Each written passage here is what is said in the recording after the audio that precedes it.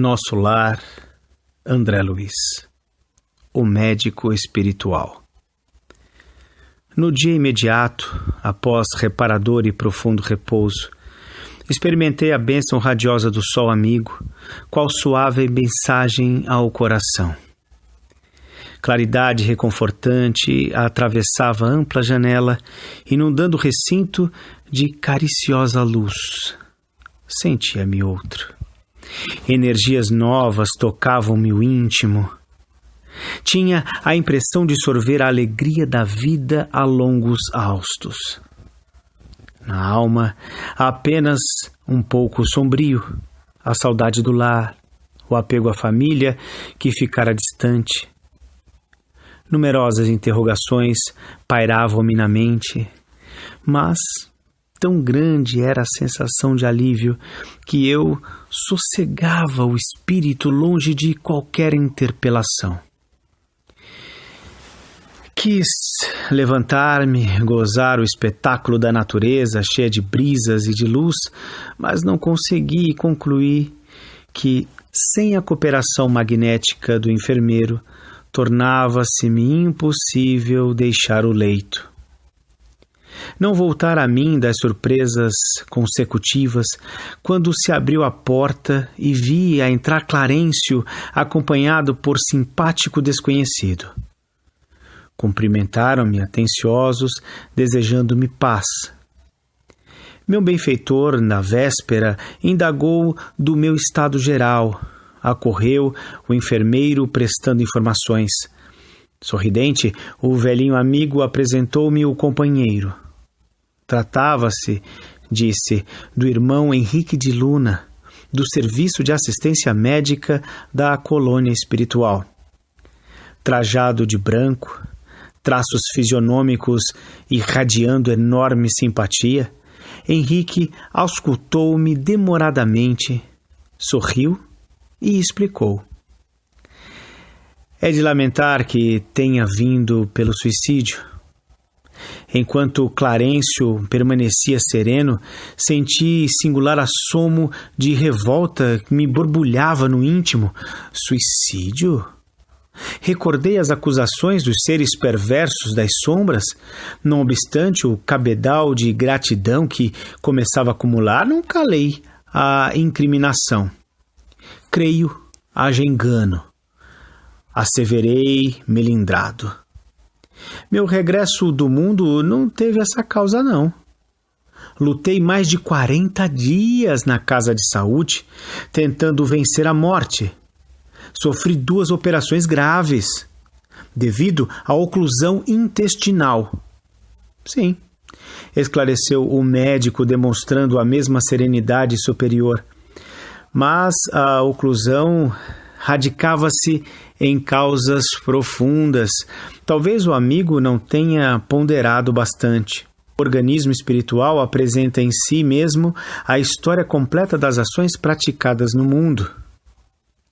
E, inclinando-se atencioso, indicava determinados pontos do meu corpo.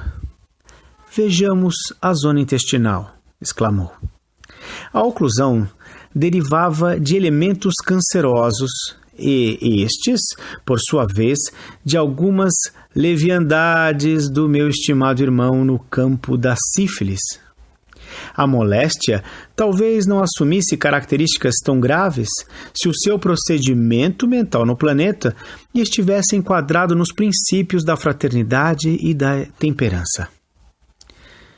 Entretanto, seu modo especial de conviver, muitas vezes exasperado e sombrio, captava destruidoras vibrações naqueles que o ouviam.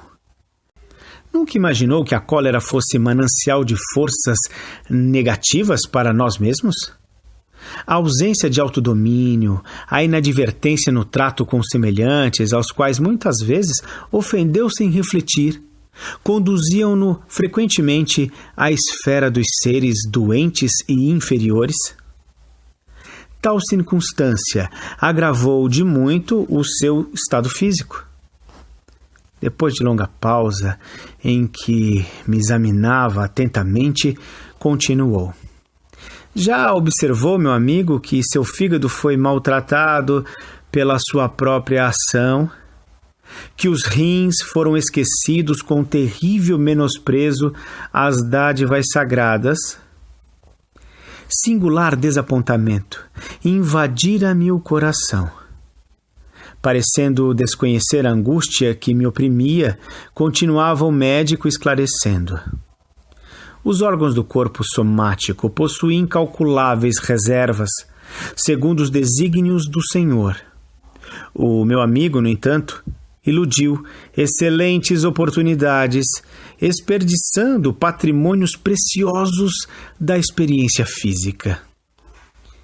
A longa tarefa que lhe foi confiada pelos maiores da espiritualidade superior foi reduzida a meras tentativas de trabalho que não se consumou. Todo o aparelho gástrico foi destruído à custa de excessos de alimentação e bebidas alcoólicas, aparentemente sem importância. Devorou-lhe a sífilis energias essenciais. Como vê, o suicídio é incontestável. Meditei nos problemas dos caminhos humanos, refletindo nas oportunidades perdidas. Na vida humana, conseguia ajustar numerosas máscaras ao rosto, talhando-as conforme as situações. Aliás, não poderia supor, noutro tempo, que me seriam pedidas contas de episódios simples que costumava considerar como fatos sem maior significação. Conceituar até ali os erros humanos segundo os preceitos da criminologia. Todo acontecimento insignificante, estranho aos códigos, entraria na relação de fenômenos naturais. Deparava-se-me, porém, agora, outro sistema de verificação das faltas cometidas. Não me defrontavam tribunais de tortura, nem me surpreendiam abismos infernais. Contudo, benfeitores sorridentes comentavam-me as fraquezas como quem cuida de uma criança desorientada longe das vistas paternas. Aquele interesse espontâneo, no entanto, feria-me a vaidade de homem.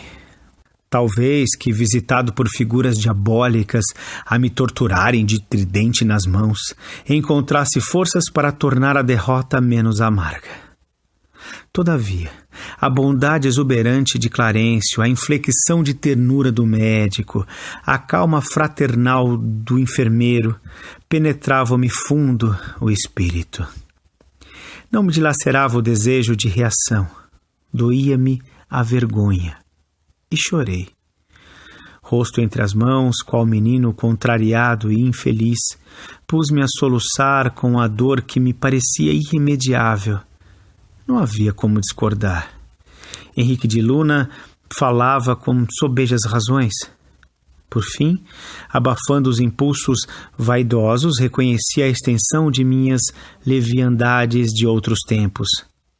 A falsa noção de dignidade pessoal cedia terreno à justiça.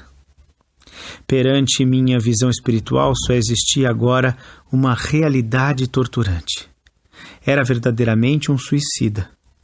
Perdera o ensejo precioso da experiência humana. Não passava de náufrago a quem se recolhia por caridade. Foi então que o generoso Clarencio, sentando-se no leito ao meu lado, afegou-me fraternalmente os cabelos e falou comovido. Ah, meu filho, não se lamentes tanto. Busquei-te atendendo à intercessão dos que te amam, dos planos mais altos. Tuas lágrimas atingem seus corações. Não desejas ser grato, mantendo-te tranquilo no exame das próprias faltas? Na verdade, tua disposição é a do suicida inconsciente, mas é necessário reconhecer que centenas de criaturas se ausentam diariamente da terra nas mesmas condições. Acalma-te, pois. Aproveita os tesouros do arrependimento. Guarda a bênção do remorso, embora tardio, sem esquecer que a aflição não resolve o problema. Confia no Senhor e em nossa dedicação fraternal. Sossega a alma perturbada, porque muitos de nós, noutros, já perambulamos igualmente nos teus caminhos.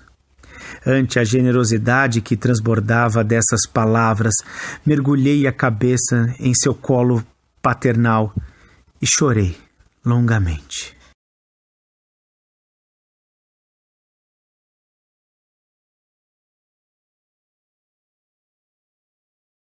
O suicídio pode ser classificado como direto ou indireto, consciente ou inconsciente. O suicídio indireto ocorre em decorrência dos comportamentos e hábitos desenvolvidos pelo indivíduo, os quais, de uma forma ou de outra, lesam a saúde física, psíquica ou ambas ao longo dos anos. Algumas práticas consideradas suicidas: a bebida, o jogo, o cigarro, as drogas, a alimentação forte, o sexo desregrado, o aborto provocado que abrevia a vida da mulher, entre outras, que gera como consequência o desencarne antes da data prevista. Tais mortes são consideradas como suicídio. Não aos homens da terra, mas aos olhos de Deus, como expressou Ramatiz. André Luiz foi considerado suicida devido ao excesso de bebidas, comidas, raiva, nervosismo, grosseria e outras causas mais.